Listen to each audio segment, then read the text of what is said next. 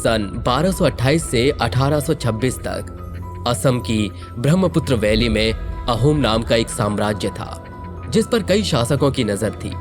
जब पूरे भारत में मुगलों ने अपना डंका बजा रखा था तब उनकी नजर अहोम पर भी थी। 1330 में मोहम्मद शाह ने इस पर जीत हासिल करने की ठान ली। उसने अपने सेनापति को आदेश दिया। मोहम्मद शाह का आदेश सुनकर सेनापति के चेहरे का रंग उड़ गया। वो अहोम के डार्क मैजिक से वाकिफ थे। करीब 1 लाख सैनिक युद्ध लड़ने गए लेकिन वापस कोई नहीं आया। असम की एक लोक कथा के अनुसार वो सभी सैनिकों को वहां के लोगों ने जादू से गायब कर दिया था। इसके बाद औरंगजेब ने भी 1667 में अहोम को जीतने की कोशिश की थी, वो भी असफल ही रहा था। ये किस्से हमें ये बताते हैं कि जादू और असम का रिश्ता बहुत पुराना है। मायोंग असम का एक ऐसा ही गांव है जहां के लिए मशहूर है कि वहां का बच्चा बच्चा जादू जानता है। अब ये बात पूरी तरह सच न भी हो पर मायोंग के लोगों ने आज भी विचक्राफ्ट को सहेज के रखा है। हर व्यक्ति अपनी अगली पीढ़ी को इस विद्या की कुंजी देकर जाता है ताकि उनके पूर्वजों की ये धरोहर हमेशा उनके कुल में बनी रहे। बचपन में हमने अपनी दादी नानी से जादू और मायावी शक्तियों की बहुत सी कहानियां सुनी हैं। आज इस विषय पर फिल्मों और किताबों की एक लंबी लिस्ट तैयार हो सकती है। हॉलीवुड ने तो इस विषय पर खूब फिल्माया है, लेकिन क्या जादुई शक्तियां वास्तव में एग्जिस्ट करती हैं?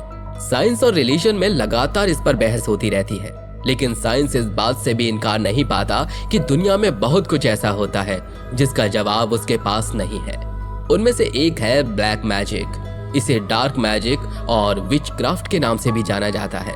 प्राचीन समय से ही काले जादू और तांत्रिक शक्तियों का प्रयोग पूरी दुनिया में होता आया है। तंत्र मंत्र का जिक्र तो हमारे शास्त्रों में भी है।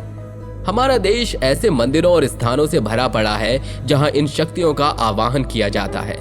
जहां एक तरफ इनके प्रयोग से लोगों की इच्छाएं पूरी होती हैं, वहीं दूसरी तरफ लोग इसे अपनी प्रॉब्लम्स दूर करने के लिए भी आजमाते हैं।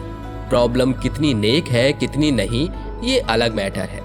इन जादुई और अदृश्य शक्तियों का प्रयोग करने वालों को ओझा, नागा साधु, अघोरी, तांत्रिक, शमान जैसे अलग अलग नामों से पुकारा जाता है। हालांकि इनके काम करने के तरीके भी एक दूसरे से डिफरेंट हैं। हर चीज के 2 पहलू होते हैं। हम जो भी देखते हैं, सुनते हैं और करते हैं उसकी हमेशा एक दूसरी साइड होती है। जैसे सुख है तो दुख भी है, रोशनी है तो अंधेरा भी है, अच्छाई है तो बुराई भी है।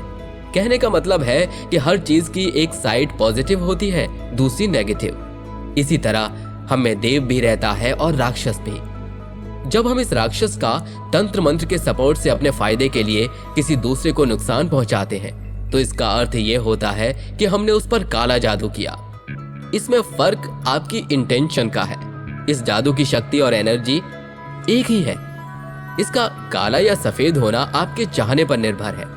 कई तांत्रिक आपसे आपकी इच्छा पूरी करने के बदले किसी की बलि की मांग करते हैं। ये बलि किसी पशु या पक्षी की नहीं होती, वो आपसे नर बलि चाहते हैं। नर बलि आखिर होता क्या है? जब आप बलि के नाम पर किसी इंसान की हत्या करके उसके शव की भेंट अपने एडवांटेज के लिए किसी तांत्रिक या बाबा को उसकी तांत्रिक पूजा करने के लिए देते हैं तो उसे आपके द्वारा किया गया ह्यूमन सेक्रीफाइस या नर बलि कहते हैं। कुछ लोग तांत्रिक शक्तियां प्राप्त करने के लिए भी नर बलि का विकल्प चुनते हैं। सही भी तो है। इस दुनिया में कहाँ कुछ फ्री मिलता है। हर चीज की तरह हर जादू की भी एक कीमत होती है। नर बलि भी वही कीमत है जो आप कुछ पाने के बदले चुकाते हो। ये सिर्फ पुरातन काल की बात नहीं, आज भी ऐसा होता है। अभी हाल ही में केरल में 3 लोगों ने मिलकर 2 औरतों की हत्या करके उनका मांस भी खाया। ये मामला ह्यूमन सेक्रीफाइस का था। अमीर होने की इच्छा में एक तांत्रिक रिचुअल के नाम पर उन्होंने 2 औरतों को मार दिया।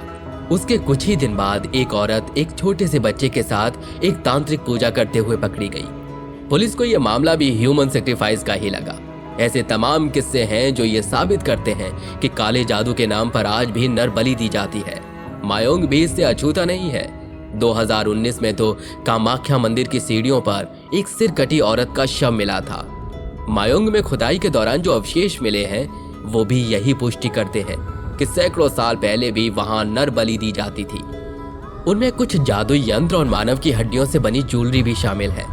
यहाँ तांत्रिक रिचुअल करने वालों को बैज और ओझा कहा जाता है।